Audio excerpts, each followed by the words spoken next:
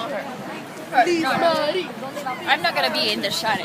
Okay, you just okay. So I answered to the thing. Okay. Whatever you feel comfortable. It's really important. I'm gonna scoot back, not just so I can get an actual of your shirt. Yes. So can you explain why you're here, basically, just very general? Well, I'm here because I'm part of the Student Farm Worker Alliance, and we're a network, and we work in alliance with farm workers. We don't work for farm workers, but with farm workers. And definitely our network is pretty broad in terms of like where we're coming from. Like I'm an immigrant myself, and I'm somebody that's always been like working class. So definitely I relate to the farm worker struggle because I can see like my parents struggle and my people struggle. But definitely in our network, there's plenty of other people. You know, people that were born here, etc. So it's pretty broad.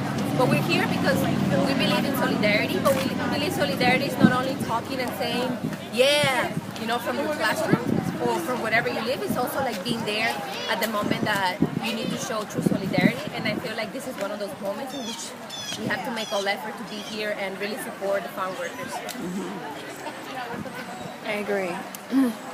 How long have you been active in this? I've been active since the campaign with Burger King, so that will probably be like 2008. So since then, I've been in, and right now I'm part of the steering committee of the Student Farm Worker Alliance, and definitely we don't get paid, so it's nothing like that you get money at, and we actually only have 2 staff, like that actually are based in Immokalee, and our staff actually make the same as the farm workers, because we don't want to create a weird dynamic, so for sure, like. So you said your parents are farm workers? Is that? No. I'm thinking in terms of like working class and struggling, like just to make a decent living. Okay. Like when they talk about like a living wage, you know, we want a future for our families, not just the bare minimum. I mean, that's something like definitely relate to. Right. You know, because it's not only this kind of work, but unfortunately, farm workers and agriculture is one of the most exploitative works, especially in Florida. I mean, workers cannot even unionize. Right. So definitely, I'm just saying in terms of like a struggle to make beyond the bare minimum. Right. You can relate. And when has this event started? When I think I read that it started in 2000, or your first march. Is that correct?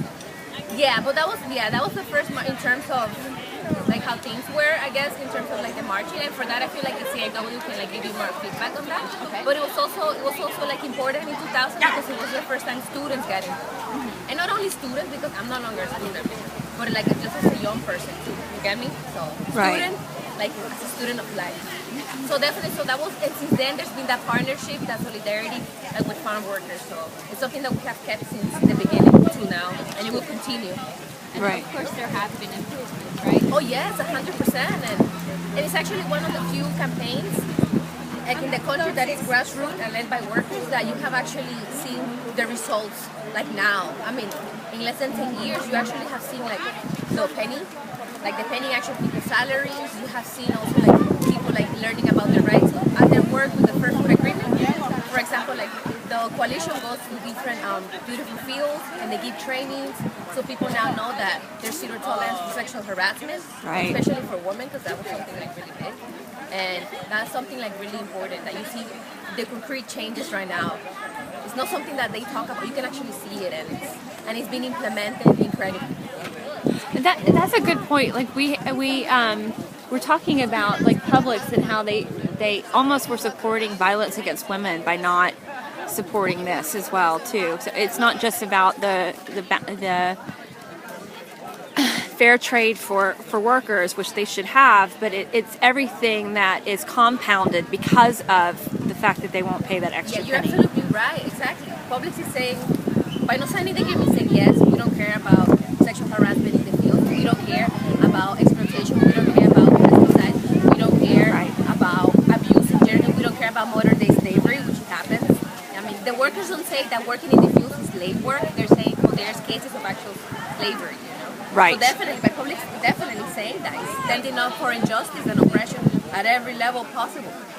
And why do you think that is? I mean, we were talking about how Publix sort of portrayed this image of giving back to the community, but why not go and agree to this very natural? Well, it's never been easy. Like, for rich people, for people in power, it's never been like, oh, I understand what you. It's never been like out of their heart. It's always been a struggle. The same thing happened with the first campaign with Taco Bell, with Burger King, McDonald's. It was never just these. I mean, sometimes you would think like people don't have a heart. Well, I guess they don't, because those kind of comments, they don't care. They just think about money, facts.